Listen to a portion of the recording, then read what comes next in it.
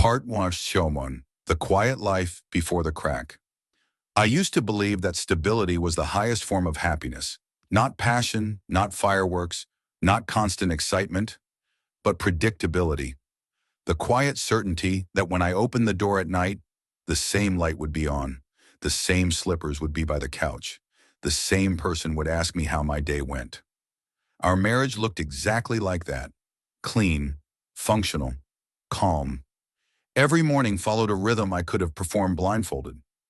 I woke up before her, made coffee strong enough to wake the dead, left the mug by her side of the bed, kissed her forehead.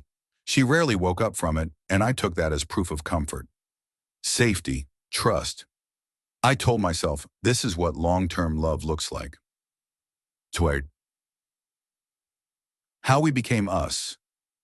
We met when we were young enough to believe love was a destination instead of a road. She laughed loudly back then, too loudly, the kind of laugh that turned heads in cafes. I remember thinking, I want to be the reason she keeps laughing like that. We built everything step by step, shared rent, shared bills, shared dreams that slowly became shared responsibilities. Marriage didn't feel like a leap. It felt like the next logical square on a board game we were already winning. I remember proposing without nerves. That should have been my first warning. Part 3. Routine as a disguise. Years passed, quietly stacking on top of each other. We learned each other's moods like weather patterns. She had her silences. I had my distractions. We stopped asking questions that didn't have practical answers. How was your day? Became code for, nothing exploded, right? I ignored how she began guarding her phone like a diary written in fire. I ignored how she started dressing differently. Not better, not worse, just for someone else. I ignored how intimacy turned scheduled, careful, efficient, because nothing was wrong, and that was exactly the problem. Part 4. The first uneasy feeling. The first crack didn't arrive dramatically. It arrived as a feeling, a subtle sense that something was happening slightly to my left, just outside my field of vision. She smiled at her phone more than she smiled at me. She started working late, on days she never used to. Her explanations were smooth, practiced, almost impressive. I told myself I was paranoid. I told myself that love doesn't mean ownership. I told myself that suspicion was uglier than ignorance. So I chose ignorance. Part 4. The moment everything shifted. The truth didn't come screaming, it whispered. Her phone buzzed while she was in the shower. I wasn't snooping. I swear that to whatever still believes me. The screen lit up, face up on the table. A name I didn't recognize, a message that read, I miss how you look at me. I didn't breathe for a full minute. Part 6. Denial as self-defense. I stood there holding her phone like it was radioactive. My brain searched desperately for alternate explanations. A misunderstanding, a joke, a wrong number. I wanted reality to bend. I wanted the universe to apologize. Instead, the phone buzzed again. Part 7. Confrontation. When she came out of the bathroom, towel wrapped around her, humming like nothing in the world had shifted, I knew something irreversible was about to happen. I didn't raise my voice. That surprised me. I just asked, "Who is he?" Her face drained of color faster than I thought humanly possible. Part 8. Her explanation.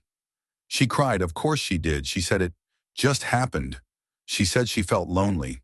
She said I was always there, but somehow not present. She said it wasn't about love. That sentence hurt the most.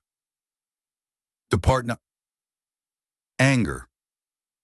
Anger arrived late but loud. It wasn't explosive. It was sharp, surgical. I replayed every memory like evidence in a trial where I was both judge and victim. Every ignored sign. Every night I chose comfort over connection. I hated her, and I hated myself more for still loving her. Part X. Grief anger burned out quickly. What followed was grief, not just for the marriage, but for the man I thought I was. The man who believed loyalty was automatic. The man who thought silence meant peace. I slept on the couch, staring at the ceiling, wondering how something could end while still physically existing in the same apartment. Part 11. The space between us.